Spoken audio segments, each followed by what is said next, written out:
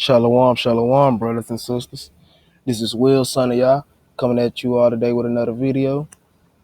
And in today's video, we're going to discuss Jews in West Africa pre-slave trade.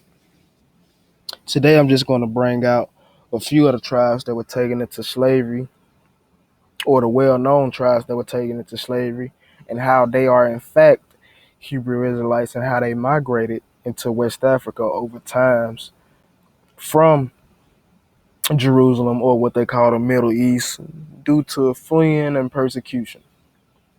And I'm going to show that with sources and maps. And we also going to bring the little scriptures out today. So if you have the scriptures with you, don't mind turning to the pages and reading along. The scattering. We're going to start off in 2nd Ezra chapter 13 and verse 40.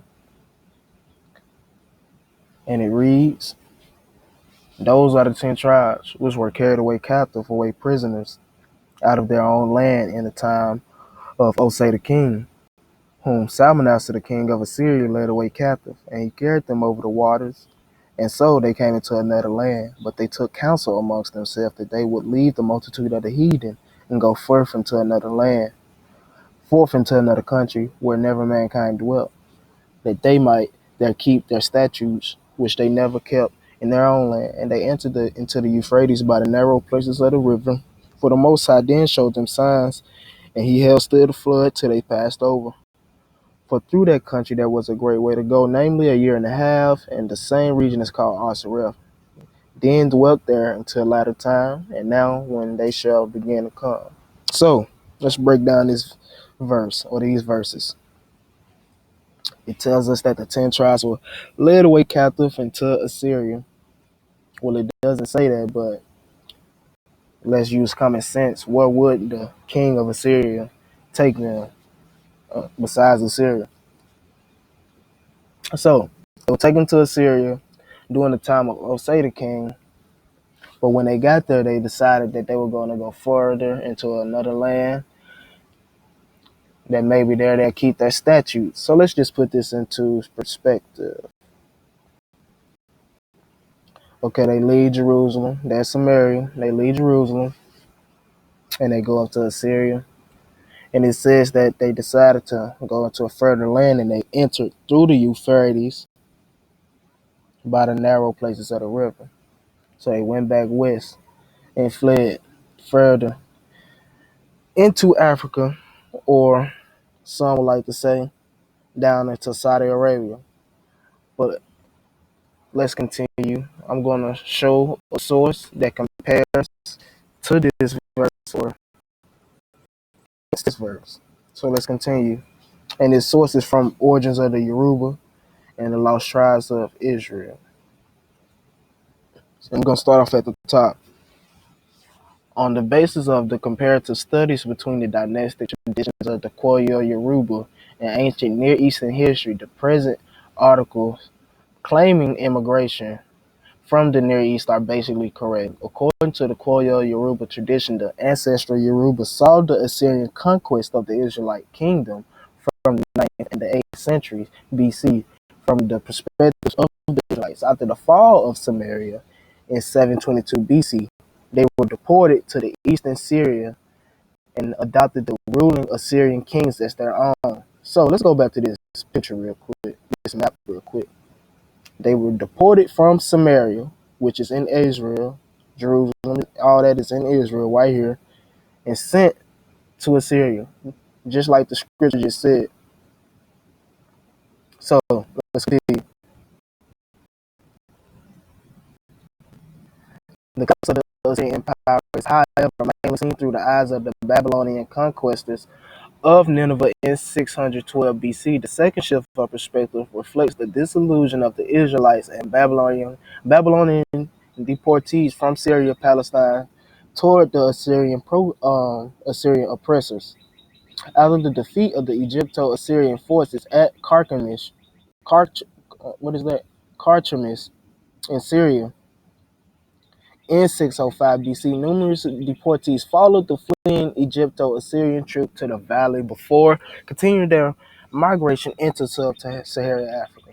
So, this source tells us that The Yoruba claims or traditions of being from the Near East are basically true, or immigrating from the Near East are basically true, and that after the fall of the Assyrian Empire or their captivity, they fled into sub-Saharan Africa. Just like the scriptures say, they fled. So let's continue on to this other source. And this source I have is from Wikipedia, and it reads, Oduduwa was a Yoruba divine king. According to the tradition, he was the holder of the title of the Oni of uh, Eli, whatever that says, the Yoruba holy city. Okay, let's read down. He was the warrior, the leader, and the father of the Yoruba race for a long time, as propagated by early writers of Yoruba history. He was said to be an eastern prince whose people were driven out of their kingdom in Mecca, Arabia, and were forced to migrate into a long march to present-day southwestern Nigeria. Boom. So, both of these sources are telling us that these Yoruba peoples are not from West Africa and that they were driven out of their land and migrated there over time. So let's continue. Okay, we're going to turn to Luke chapter 21 and verse 20. And it reads, And when you shall see Jerusalem compassed with armies, then know that the desolation, therefore, is nigh. Then let them which are in Judea flee into the mountains, and let them which are in the midst of it depart out, and let not them that are in the countries enter therein. So we're going to start off with this source. It's from Babylon to Timbuktu, page 84. And we're going to start off in right here where it says, and so in the year 600, in the year Roman armies under General Pompey captured Jerusalem. In 70 AD, General Vespasian and his son Titus put an end to the Jewish state with a great slaughter. Let's go back to this verse real quick. And when you shall see Jerusalem compassed with armies, the Roman armies under General Pompey captured Jerusalem. So let's read on. During the period of the military governors of Palestine, many outrages and atrocities were committed against the residue of the people. During the period from Pompey to Julius, it has been estimated that over 1 million Jews fled into Africa, fleeing from Roman persecution and slavery. The slave markets were full of black Jews. So basically, this source is at this verse. What did this verse say? Then let them which are in Judea flee into the mountains. What did this verse say? It has been estimated that over 1 million Jews fled into Africa. And let's continue. Let's turn to Zephaniah chapter 3 and verse 10. And it reads, from beyond the rivers of Ethiopia, my supplements, even the daughters of my dispersed shall bring mine offering. So let's just bring this into context. I'm just showing you all this verse to show you possible locations where Israel could have fled to, because he said they would be beyond the rivers of Ethiopia. Beyond the rivers of Ethiopia from Israel would be on southward of Africa and westward of Africa. So they would be scattered throughout this region, throughout the Congo, throughout the Cameroon, Niger River, Chad, Sudan, Uganda, Kenya, every place that's beyond the rivers of Ethiopia, which will be in this place, Ethiopia. So let's continue. We're going to go to this source, and it's from the Jews of Ethiopia, the birth of an elite, page 6. And we're going to start off in the middle. Many Jews are also scattered over this region. Some boasting them, I mean, yeah, some natives boasting themselves as Abraham's seed, inhabiting both sides of the river Niger. Others are Asian strangers who fled hither, either from the devastation or from Judea, wasted and depopulated by the Romans, Persians, and Saracens and Christians. Boom. So let's go back real quick. What does this verse say? And when you shall see Jerusalem compassed with armies, flee into the mountains. What does this say? Others are Asian strangers who fled here, either from the desolations of Jerusalem. But let's continue. What we're going to focus on out of this source is how it said many Jews are scattered over this region. Some natives boasting themselves of Abraham's seed and inhabiting both sides of the river Niger. So, if you look up the river Niger or the Niger River in the New World Encyclopedia, it would tell us this. The Portuguese arrived at the Niger Delta on the coast in 1473. By the 17th century, coastal trade had supplemented the trans-Sahara trade, mostly dealing in slaves. During the years when the slaves trade flourished, nearly half the total number of slaves exported from Africa came from the Niger Delta, which were later known as the Slave Coast. So, according to this source, the Niger River was inhabited by Jews, by many Jews on both sides. What does this encyclopedia say about the River Niger? During the slave trade, nearly half of the total Jews came from the Niger River or the Niger Delta, also known as the Slave Coast. Boom. So there was Jews being shipped over here as slaves. But let's continue. And we're going to go into a little genealogy and in Genesis chapter 46 and verse 16. And the sons of Gad, Zephon, Haggai, Shunai, Asbon, Ered, Aradi, and Areli. But so we're gonna focus on Ered. So if you was to Google Ered, this will pop up on Wikipedia. Ered is said to be originally legendary cultural head of the Ume Ered groups of the Igbo people. Ered established a community in the middle of Anambra River Valley in Ogulere, where he married two wives. Now, if you all don't know, this is West Africa. Let's continue. On to this other source that I found, and it reads, Ered was the fifth son of Gad, the seventh son of Jacob.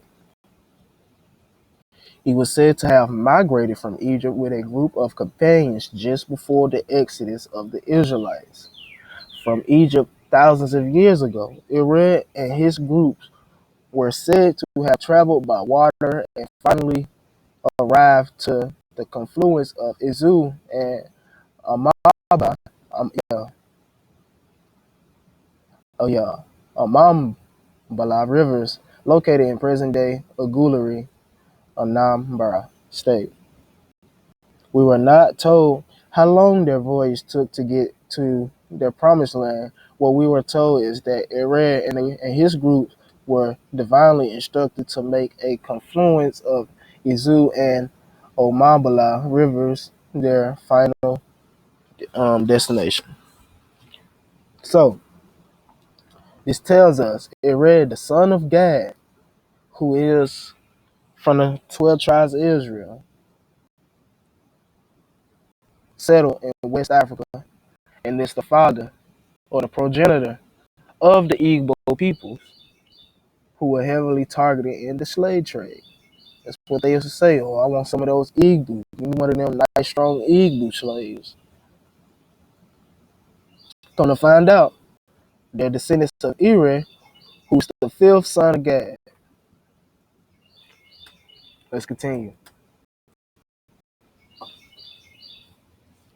The next source I have is from the Seven Feasts of Israel and the Messiah,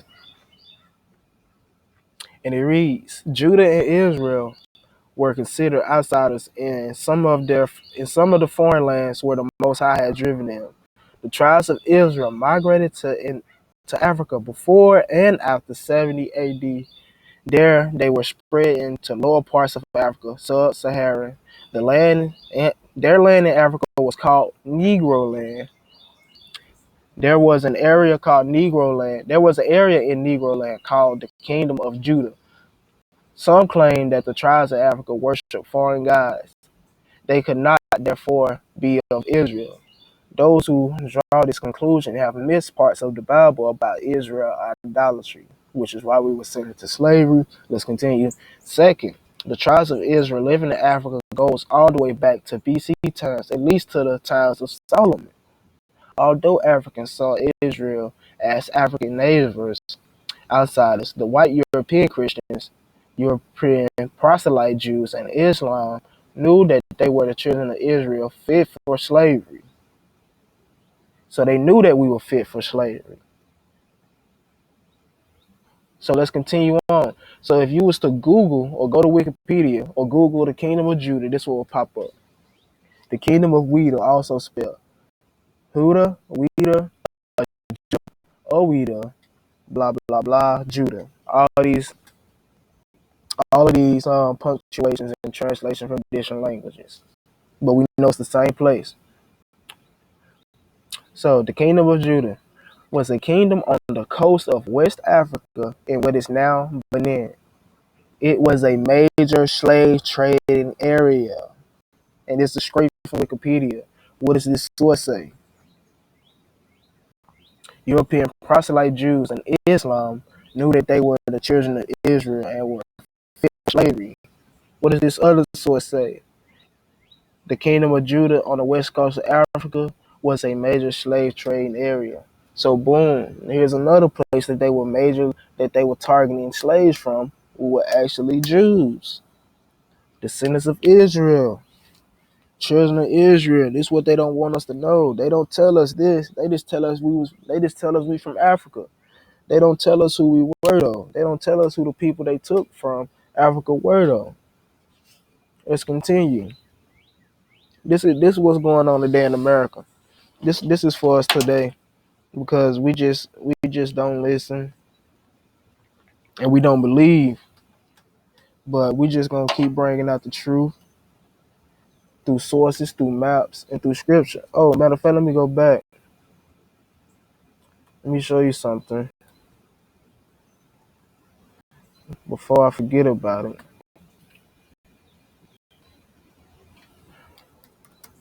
We're gonna show you the kingdom of Judah on the west coast of Africa,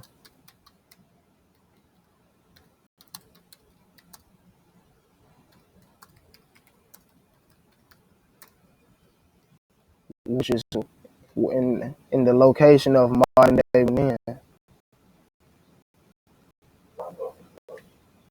What does that say out there? Negro land. Let's zoom in.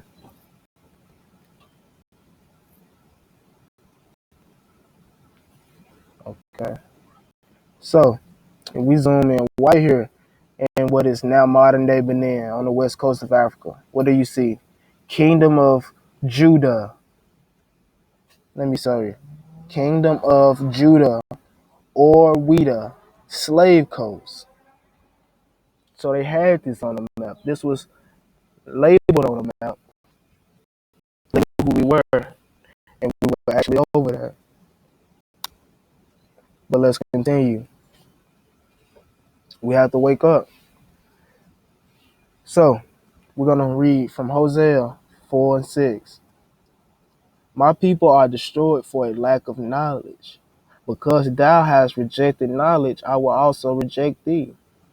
That thou shalt be no priest to me, seeing thou hast forgotten the law of thy God. I will also forget thy children. And that's why we're in a predicament we are in today. Because we are destroyed for a lack of knowledge. Our parents were destroyed for a lack of knowledge. Our forefathers were destroyed for a lack of knowledge. And that's why we the predicament we are in today. And that's why it's up to us, the young adults, to get this through our head and to do more research and wake up to our true identity and nationality. But let's continue on to this source from Babylon the 10 book 2, and it's on page 123. And we're going to start in the highlighted part. Like the black Jews in America, some of the Jews of Gwynedd don't remember their original nationality. This um, deplorable ignorance is attributed to the various causes: the fall of the Hebrew kingdoms, the lack of communication with Jewish educational centers, and intense persecution, and the deliberate blotting out of their minds of their true nationality. See, this is what this is. This is the downfall of us right here. That's why I wanted to bring this out, because we're destroyed for a lack of knowledge. They destroyed our kingdoms. We don't have community with our Hebrew brothers. And because of persecution and them knowing it, who we are, and them whitewashing everything, they delivered it, blotted out of our mind, of our true nationality, of who we truly are.